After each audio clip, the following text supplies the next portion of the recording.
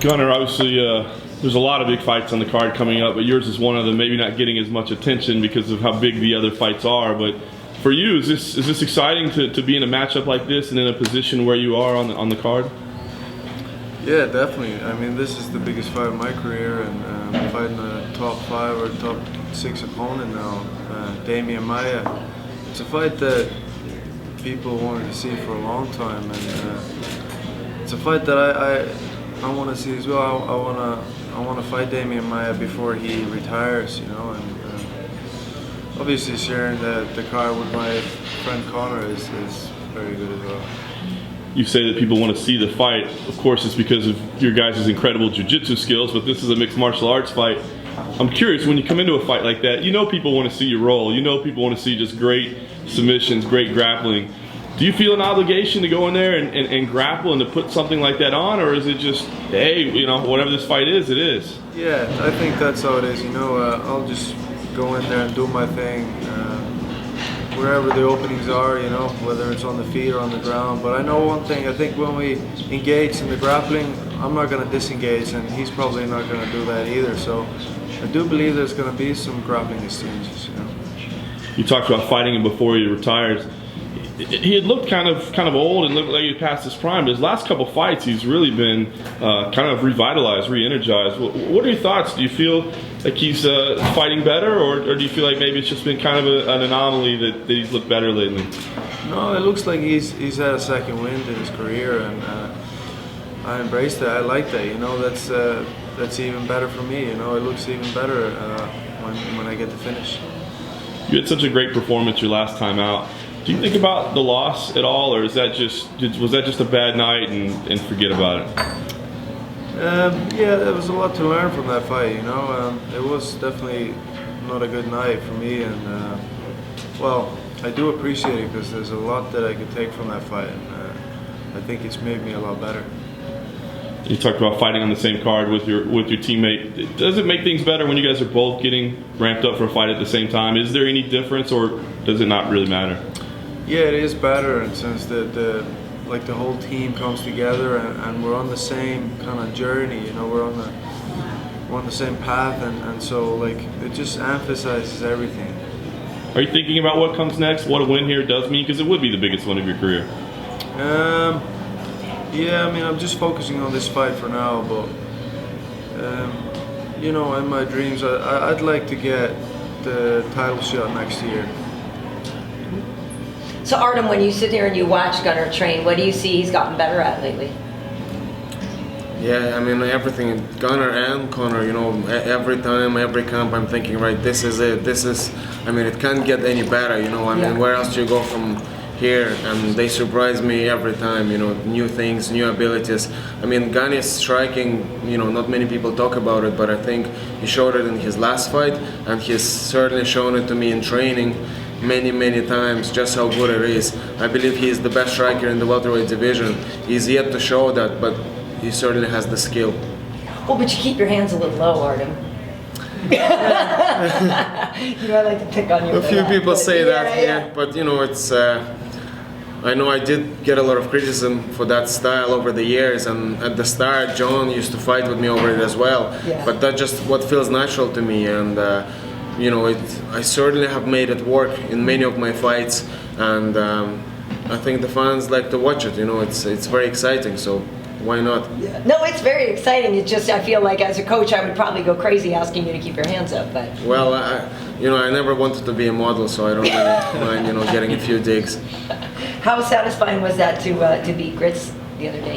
Oh, definitely, that was huge for me. You know, obviously when I first got brought back in, you know, I got a lot of criticism from the fans, you know, saying you don't deserve to be there, this and that, which I don't necessarily disagree with them. You know, they are right in a way. You know, you lose your fight, that's it, you're out. But I think those two knockouts, you know, showed that I deserve to be in there, and you know, I provide a lot of excitement for the fans. Guess how many knockouts you would have seen if I wasn't there? 0. Well, and that's the thing. I mean, did you feel like you had a sense of something to prove, since everybody said, oh, you only got brought back because Conor's close to, you know, Dana and you're his teammate, so that's the only reason you got brought back? Was there a sense of needing to feel like you had to prove something? Definitely, and just in general as well, because obviously, as you know, my record is not the most good-looking record in terms of numbers. You know, I'm 11-10. But I always felt that I've taken the hardest challenges than a lot of the people out there. And you know, I had a lot to prove. I always believe that first you work for your skills, and then your skills will work for you. And when I worked for my skills, I cut no corners, not in the gym, and especially not in the fights. And I believe that right now it's time I enjoy the rewards. And I guess I would ask you the same thing, Gunnar, asking what you think, you know, you've seen Artem get better at, and what his chances are if he makes it into the UFC. Yeah, I mean, it's funny that you mentioned his way of keeping his hands down. When you're sparring Artem, it's like this, you see his head's right there, his hands are down, and you're like, I can hit this guy. And then next thing you know, there's like 3 punches coming at your face and you don't even know where he is. So I think that's how this fight's gonna go. His next fight is gonna go like that. He's gonna come in and try to hit Artem, and then he's gonna wake up to Artem.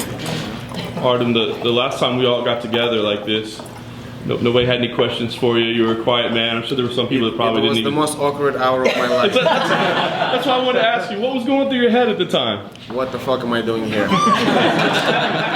I swear, I wanted the ground to open up and swallow me. In your head, did you know, I can't wait till they figure out who I am and what I got to show them? No, I thought I can't wait to get the fuck out of here. That's what I was thinking. How about this time around? How does it feel now? It's better now. Yeah, it's better now. How do you feel watching the show and seeing Conor get so excited and supporting you so much and getting, you know, excited when you win? How does it feel?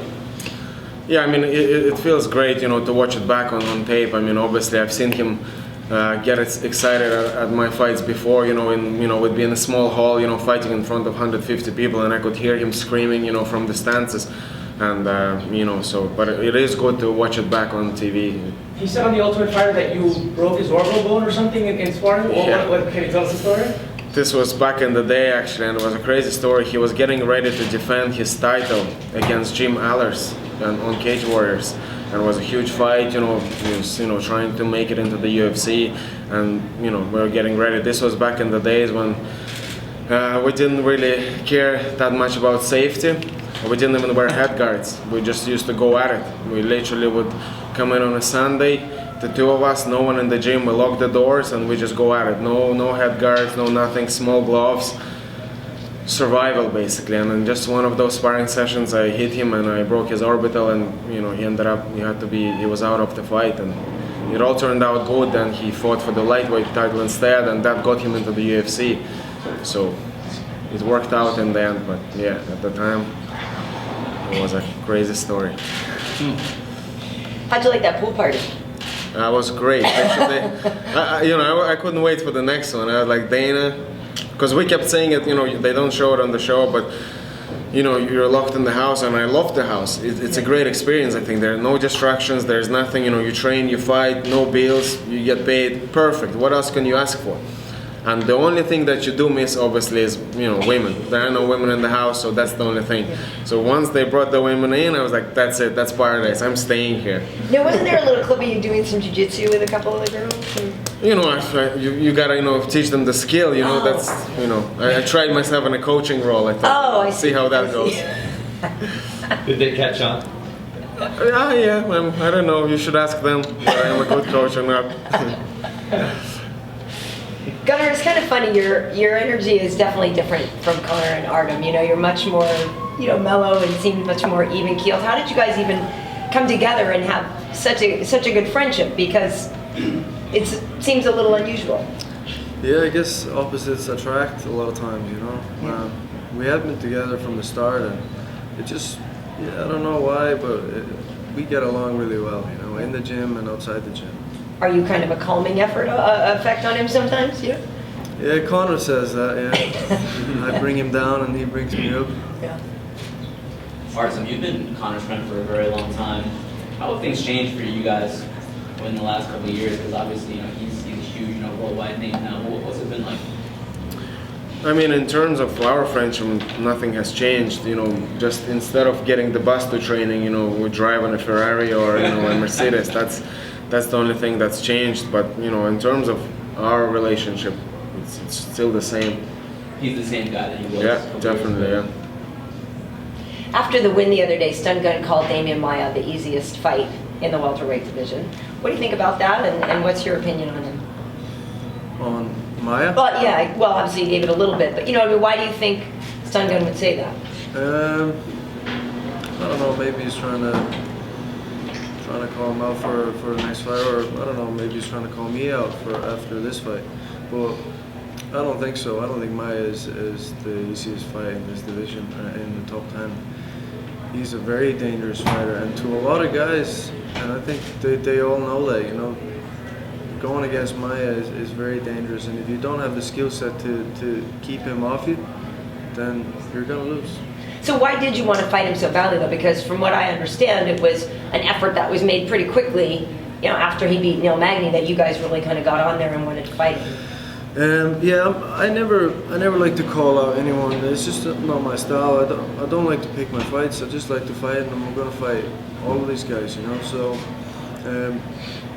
in this case, it was getting to a point where I was thinking, everybody wants to see this fight, including me. I'd like this fight, I like many fights, but he's I think on his way out. He's getting older, so I thought this would be the perfect timing. So I just started mentioning it, that this would be a fight that I like, and one thing led to another. We were gonna fight in Dublin, but he had a staph infection, and then we ended up here.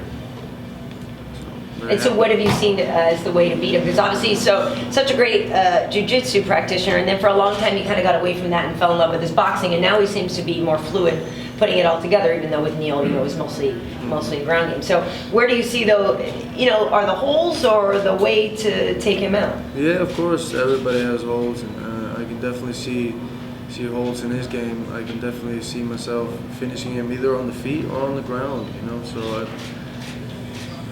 like always, I don't really have a strict game plan, and it wouldn't make sense for me if you look at my career. Almost every single time I fought, there's been a change of opponents. Some of them at last minute, or the last couple of weeks or something like that. So getting too attached to your opponent,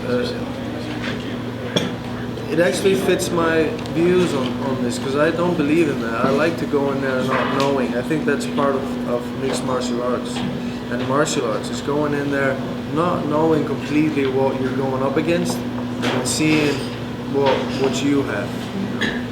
And I would imagine too, though, as a martial artist, you do probably have a great deal of respect for him, though. He's certainly somebody who has always lived it to the highest standard, it seems to me. Oh yeah, definitely. I've been his fan for a long time. So does that give you any pause? Like, they say sometimes when you're standing there and you're fighting, I'm not putting words in your mouth, that he's your idol, but somebody that you really look up to, that sometimes people have a little bit of hesitation. Oh my God, I'm finally in here with this person who I've watched for so long. No, it wouldn't be like that. It'd be more like I watched him and I appreciate his style, I appreciate what he's done, and I have a lot of respect for him. But fighting him is no problem.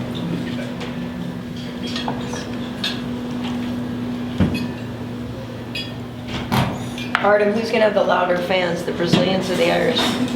Come on, the answer to that question. Why even ask? Can you teach your fans to pace themselves? All right, we don't know how many Irish have not made it to the main event because they got too drunk. Yeah. Hey, pardon me, sir. You can take them out of Ireland, but you can't take Ireland out of them. Right. Okay, thanks.